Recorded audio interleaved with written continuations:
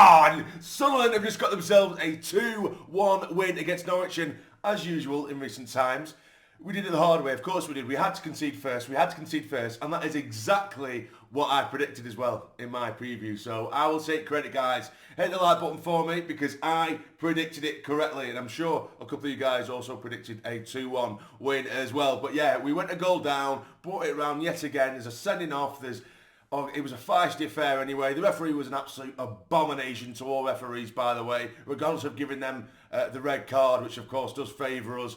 But my God, he had an awful performance, and half the Norwich team are on the floor every 2 seconds and crying like bitches. And I'm so glad we beat a team like that. Do you know what I mean? I just have zero respect for teams and players that constantly just roll around on the floor, throwing themselves down at every opportunity, just trying to make a meal out of a molehill, out of anything. That Borja Sands, who I said in the preview to the game, I said, it's their biggest threat. Very good player. I like him as a player.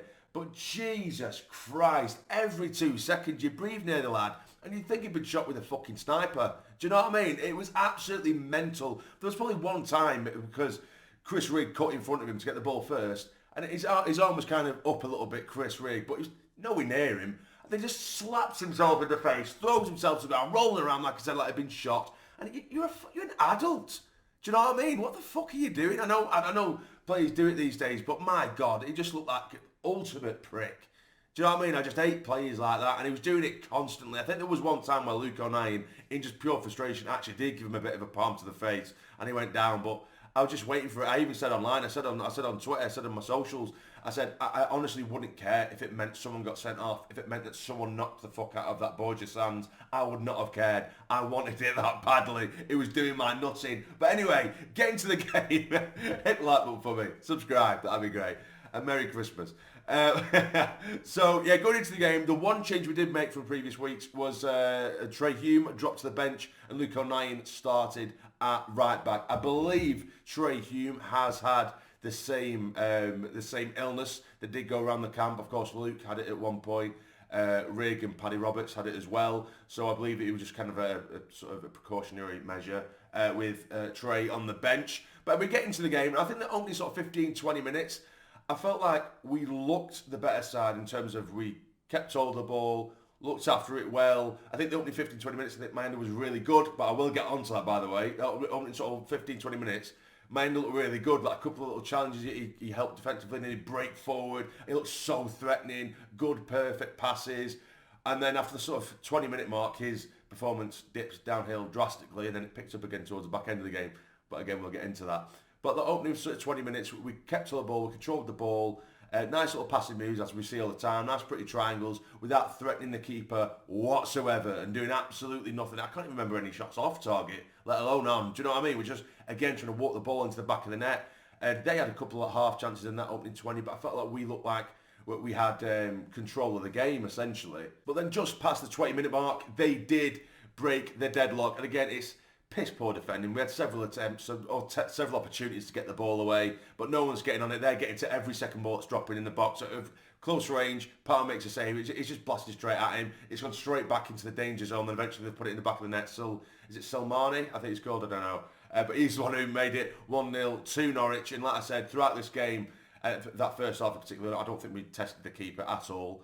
And they did. They grew into the game after the opening 20, and they did look the better side somewhat. But yeah, it was just the little niggly challenge, and I hate moaning about referees, but like I said, I do win, lose or draw. But the little niggly ones, he's ignoring. He's ignoring it when it's in our favour, but when it's against us, he's constantly giving them everything, and it was ridiculous. There was Paddy Roberts who's shoulder barging a lad who's like twice his height, and it's literally a shoulder barge, you're nudging him a little bit off the ball, gets the ball and carries on running, ref blows.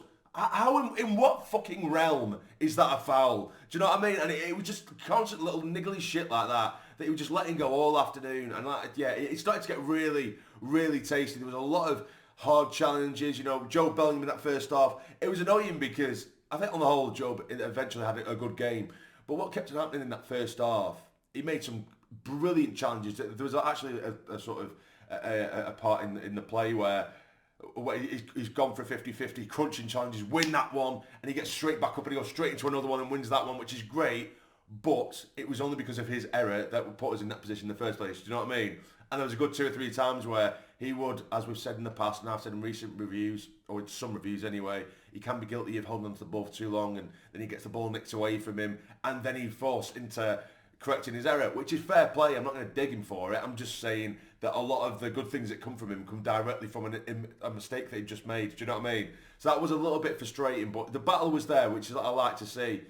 But throughout not just the first half, the entire game, I think it was Wilson Isadore's worst game in a Sunderland shirt. He was torrid, absolutely awful. I mean, his press at times was kind of half-arsed anyway, and it wasn't really a full press from the lads anyway. It was at times, of course it was at times. I guess just towards the sort of back end, it kind of fizzled out as you'd expect. But he just didn't have that sort of oomph about him, really fighting for the ball. His movement off the ball, which I generally think is quite good, and I get frustrated with the other lads for not giving it. Or not finding him, but his movement off the ball today, I think, was shit. It was shite, and I was watching him, and you know, you've got Duffy, big brick shit out at the back, and he's just hiding behind him all the time. He's making himself anonymous. He's writing himself out of the game. When we're out wide, I'm thinking, right, where is he? And he's literally just stood there, not making attempts to like move in front or try and get a running bending in front of the defenders or anywhere in behind. He's just kind of walking in line between Shane Duffy and the other centre back. He's just doing that time and time again. Offered absolutely nothing. Never, because he didn't touch the ball at all. I don't think he touched the ball till the 40th minute. Wilson Isidore. So he was really poor, and as you guys know, I'm a big fan of Wilson. I think he's got a lot of quality, and he's got a lot of qualities as well that really add to the team. But I'll call a spade when I see it, and I think he was shit today. I think he was really, really poor for his standards anyway, and I know he's had a bit of a goal drought, but there it is. But then second half goes, and we do make a couple of tactical changes. Paddy Roberts, which we've said and we've spoken about in previews, and we just said that we'll never expect Rodgers to do it. I did say I'd like to see, of course, Mayenda go onto the right-hand side and then Paddy Roberts go onto the left, because Mayenda, like I said, after that first sort of 15-20 minutes of the game, he was just losing the ball relentlessly. And I want to say, at the end, I think Mayenda in the end actually had a half-decent game, but that lad is weak as piss.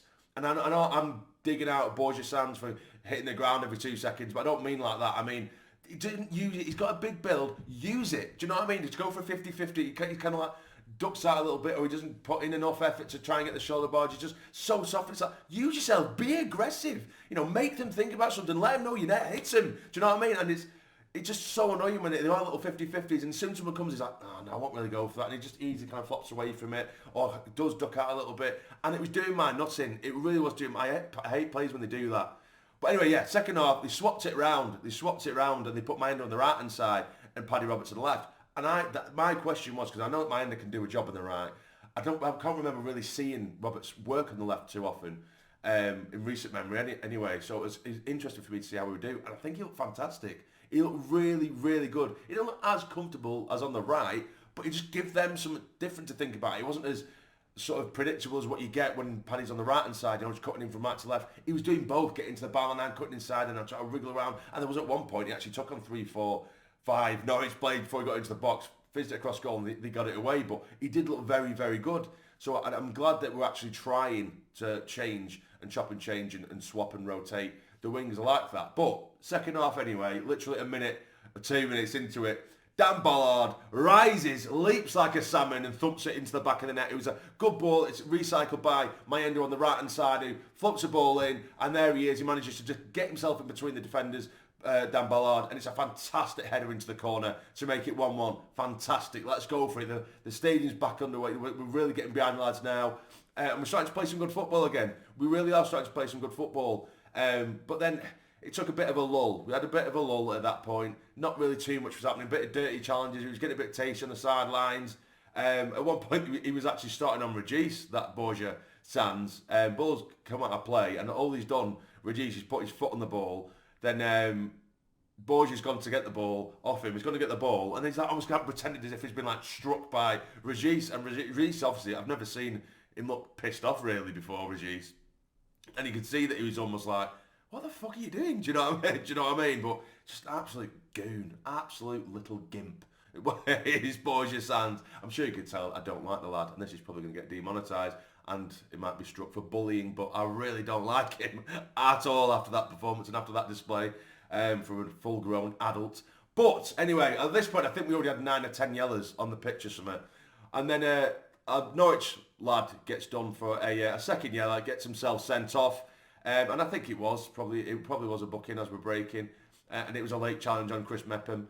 So yeah, it probably was about right. He got himself sent off, and then straight away, there is Jobe. The ball gets down to Jobe on the left-hand side of the box, cuts inside, dummies his man, and then just puts it beautifully. Gunn he's rooted to the spot as the ball just finds the far corner to make it 2-1. Absolutely buzzing. Phenomenal comeback yet again, and it's Jobe that finishes it off the comeback yet again. So buzzing for the lads. But then at this point, because we're ahead, we're just going ahead against 10 men, I'm thinking, right, fuck it, go for the jugular now. They're not going to want it, or at least they're going to have to come out. Then we're going to have to outnumber them. That was something that was doing me head in anyway. When we was getting down to the wings, there's no one in the box apart from Easter just hiding behind Duffy, and everyone else is like lined up on the edge of the box. And it's pointless. They've got a load of big brick shithouses in the middle, and we had no one there half the time. But yes, after the goal, it was like we just thought, all right, okay, let's take our foot off the gas. We started going immediately very pedestrian, very slow. The tempo was awful, and we were just gifting them chance after chance. Patton did make a fantastic save. It tips it onto the post after we just gifted it them. It was like no one wanted it. It was like, well, okay, job done now. 2-1, we get 10 men. That's essentially 3 points in the bag. And everyone was just kind of walking around. And so that was pissing me off. That was really, really pissing me off. It made changes. Regis, Dan Ballard had to come off as well. He got himself injured. It didn't look awful, but I think it might have been a thigh. And if it is a thigh, it could be a little bit of a layoff. But at least we do have the likes of Luke O'Nien to cover that. Hielder come on. Alessi come on as well. Sheesh came on, and we ended up moving Mayenda to the centre, which was good. And he had a fantastic chance, as did Easter in that second half. We broke away. He's nicked it off the defender on the halfway line. And he's bearing down on goal. And it reminded me of, was it Hull? The Hull game away, when he's done the length of the pitch. But he's pretty much the same thing. But then as soon as he gets sort of the area, it's like he's almost like sort of falling over the ball. And he's not quite the same wavelength of the ball. Then I think it was Stacey, the defender. He's allowed him, because he's slowed down so much, he's allowed Stacey to come back to kind of put him off a little bit. And rather than just being composed on the ball and slip it past the keeper, he's lashed at it and it's gone high and wide. It's just such a big chance. And that was before Isidore went off. And that was his only real chance of the game. It was his only real contribution. And it was shit. But yeah, so anyway, we give them a plethora of chances and opportunities at the other end before we were like, okay, shit, let's go for it now. And Sheet did quite well. And we had other chances where we did get into the ball and put it across goal. I think Mayenda, it was about 4 yards out. Keeper's made a fantastic save. We couldn't get the second rebound in either. But we do manage to see it out. We do fantastically manage to see it out. It makes it sound like I'm moaning a lot in this video. I just think because it was such an aggressive game with so much heat in the game, and there were so many yellow cards, so many challenges. I've come away from it buzzing, but equally angry, like I want to scrap some. do you know what I mean? It's just that Borgia sounds. I'm going to get a dartboard with his head on it. But yeah, on a serious note, it's an absolutely fantastic win, and it just keeps the pressure on the teams above us, and it's started to stretch a little bit of a gap from teams below us, because we're starting to, at the very least, if we're not going to get top two, and I know it's only Christmas, I'm not going to throw predictions and things in now, but at least I want us to have our playoff place cemented as early as possible, which I know isn't a given for a long time anyway, but when you start to see that the gap is really starting to drive between sort of third, fourth, and then sixth, there's just quite a big gap that's stretching now. And Millwall, they beat Blackburn today, which helps us massively, but the others above us, they still got their points. So we need to keep on putting the pressure on, keep on winning games and sorting ourselves out, which we have been. So yeah, absolutely buzzing, guys. Great win before Christmas to take us into the Christmas period. Of course, Boxing Day, we do take on Blackburn away. We're taking 7,000 Sunderland fans. I will be there as well, so I'm not too sure whether there's going to be a review. There might be a review the following day, potentially. I'm not too sure. I am busy pretty much straight after the game, so I can't really come home and make a review for you. But yeah, so anyway, if you've enjoyed, if you're happy, smash the like button for me. Subscribe if you are new. Have a very, very Merry Christmas. I'll see you soon. Take care. Stay jammy. How are the lads?